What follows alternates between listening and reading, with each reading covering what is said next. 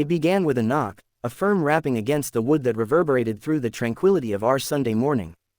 The sound itself wasn't particularly alarming, but in a neighborhood like ours, where the homeowners association wielded more power than the city council, an unexpected visit always carried an undertone of trouble. I opened the door, expecting perhaps a delivery or a neighborly inquiry, but was instead met with the impassive faces of two police officers standing rigidly on our porch. Their patrol car idled at the curb, its flashing lights muted but ominous. Behind them, half concealed by the azalea bushes that lined her yard, stood Karen, HOA president, self-appointed enforcer of the subdivision's every trivial rule.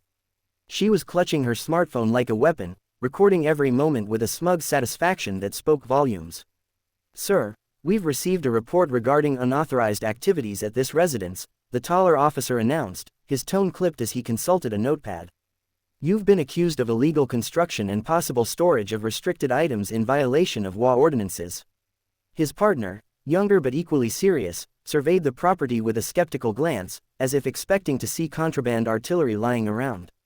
The sheer absurdity of the accusation almost drew a chuckle from me, but the gravity of the situation held my tongue.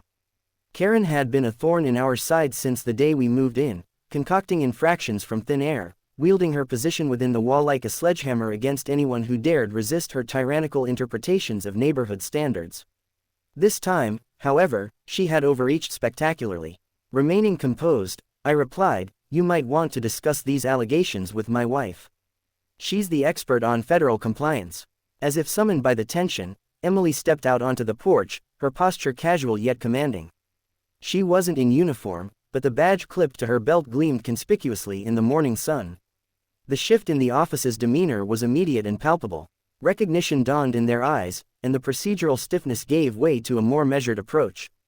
"Agent Emily Carter, Federal Enforcement Division," my wife introduced herself with professional poise. "I'd like to review the formal complaint and any substantiating evidence regarding these claims."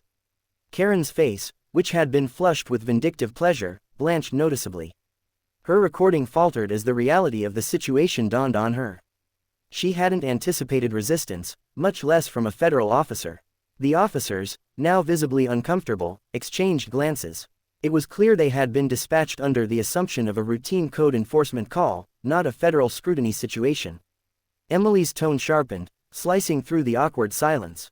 "Filing a false police report is a federal offense, Karen. This isn't a petty HOA squabble anymore, you've crossed into criminal territory." Karen stammered, her usual bravado crumbling as she scrambled to justify her actions. Her words were a tangle of excuses, claims of enforcing community standards and ensuring neighborhood safety, but they rang hollow against the backdrop of federal law. The officers, their initial skepticism now fully redirected, began noting down details, this time not about us, but about Karen's fabricated accusations. The confrontation drew the attention of other neighbors, who peeked through blinds and from behind half-closed doors. Karen's performance had always been public, but this was the first time her authority was being publicly challenged. The subtle shift in community sentiment was palpable, murmurs of disapproval replaced the usual complicit silence. Emily, maintaining her composure, addressed the officers, detailing Karen's history of harassment and the HOA's pattern of fabricated regulations aimed at personal vendettas rather than community welfare. Karen's retreat was not the dramatic downfall of a villainous tyrant, but a quiet, embarrassed shuffle back to her porch, her recording forgotten. However, the implications of her actions had set into motion a process she could no longer control. Emily assured the officers we would provide a full report, including documented instances of Karen's prior misconduct.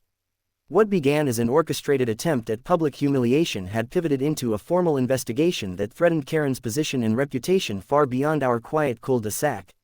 Inside the house, as the patrol car finally departed, Emily and I exchanged a look of exhausted amusement. The skirmish was over, but the battle had just begun. Karen had underestimated who she was dealing with, assuming that HOA authority could trump federal law, that intimidation would suffice against seasoned professionals. She was wrong, very wrong. The morning after Karen's ill-fated stunt, the neighborhood buzzed with whispers of what had transpired on our front porch. Yet, amidst the gossip and conjecture, Karen remained blissfully unaware of the storm brewing against her. She had spent years cultivating a facade of untouchable authority within the HOA, wielding rules like weapons and enforcing her will upon neighbors who were too weary or intimidated to resist. But this time, she had miscalculated gravely. As the sun rose, casting long shadows across the manicured lawns of our suburban enclave, the consequences of her overreach were already in motion. At precisely 9 a.m., the shrill chime of Karen's doorbell echoed through her meticulously curated home. She approached the door with her usual arrogance, fully expecting another neighbor to grovel at her feet or perhaps another opportunity to document her fabricated grievances for the HOA board. What she found instead were two federal agents, Emily among them, standing resolutely on her front step, badges gleaming in expressions devoid of patience. The shift in Karen's demeanor was instantaneous, the color drained from her face, her posture stiffened, and the rehearsed smirk that had become her trademark faltered. Karen Whitmore. Emily's voice was cold, professional, and devoid of the neighborly familiarity Karen had long taken for granted. "We're here regarding the false police report you filed yesterday. You are now the subject of a federal investigation for obstruction of justice, misuse of emergency services, and fraudulent HOA misconduct." Karen's bravado evaporated, her confident posture withering as the weight of Emily's words settled upon her. I didn't mean it like that. I was just enforcing the HOA rules," she stammered, clinging to her defense like a life raft in turbulent waters. "That's not how the law works," Emily interrupted sharply, producing a formal notice of federal inquiry. "Weaponizing law enforcement for personal vendettas is not a trivial offense. Your actions have legal consequences, Karen." The agents stepped into Karen's foyer, their authoritative presence shrinking the space until Karen, once the self-appointed queen of the HOA, felt cornered within her own home. The meticulously crafted decor, which she had once paraded as symbols of her superiority, now felt like the bars of a gilded cage. As the agents conducted a preliminary inspection, Karen's facade continued to crumble. Each question was met with stammering denials, half-baked excuses, and a desperate attempt to deflect responsibility onto the nebulous HOA policies she had so often fabricated. But Emily was relentless, her inquiries precise, each one peeling back layers of deceit that Karen had built her authority upon. Karen's attempts to portray herself as a misunderstood enforcer of community standards were met with cold, factual rebuttals, each laced with the legal ramifications of her actions. By noon, the neighborhood had caught wind of the federal presence at Karen's doorstep.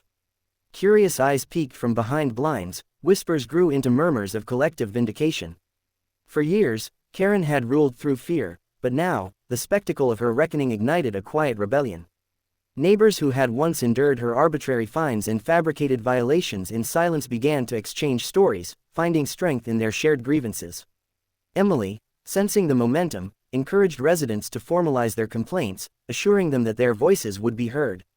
The HOA board, previously complicit or willfully blind to Karen's abuses, found themselves thrust into an unwanted spotlight. The incident had escalated beyond a mere neighborly dispute. It had evolved into a legal quagmire threatening the association's credibility and legal standing. Emergency meetings were convened, statements hastily drafted, but the tide had turned irreversibly. Karen's power, once absolute within the confines of the HOA, was now a liability. Board members who had previously deferred to her dictatorial enforcement now scrambled to distance themselves from the fallout. The following HOA meeting, intended as a platform for damage control, devolved into an unrelenting tribunal against Karen. Emily attended not as a neighbor, but as a federal officer, presenting evidence with surgical precision. Each documented lie, each recorded threat, was laid bare before the community.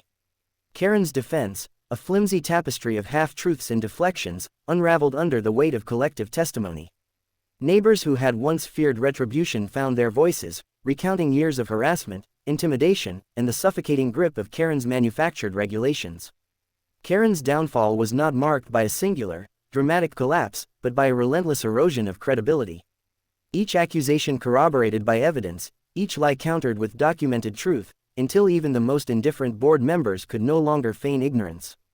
Facing mounting legal pressure, potential lawsuits, and a federal investigation, Karen had no choice but to resign from her position in disgrace.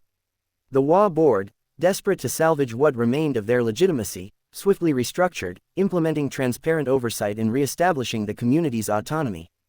In the days that followed, Karen's once pristine home transformed into a symbol of her undoing. The "for sale" sign that appeared on her lawn was not just an indication of her impending departure but a monument to the consequences of unchecked power and arrogance. As Emily and I watched the movers dismantle the physical remnants of Karen's reign, there was an undeniable sense of closure. The battle had been arduous, but justice had prevailed. Neighbors, emboldened by the shift, began to rebuild a sense of community eroded by years of authoritarian oversight. New bylaws were drafted with community input, fostering an environment of cooperation rather than fear. The scars of Karen's regime would linger, but they served as poignant reminders of the importance of accountability and vigilance. Emily's role had transcended that of an enforcer. She had become a catalyst for change, her steadfast commitment to justice inspiring a community to reclaim its voice. Karen's departure was not met with malice or celebration, but with a collective sigh of relief. She had been a symptom of a larger malaise, a culture of apathy and submission that had allowed her to thrive unchecked. Her downfall signified more than personal retribution. It marked a turning point, a reawakening of a neighborhood once silenced by fear.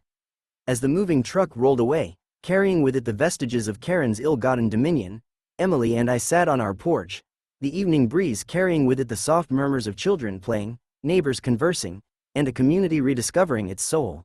We knew Karen wouldn't be the last tyrant we'd encounter, but she would undoubtedly remember the day she crossed paths with a federal officer's family. Justice, after all, has a long memory.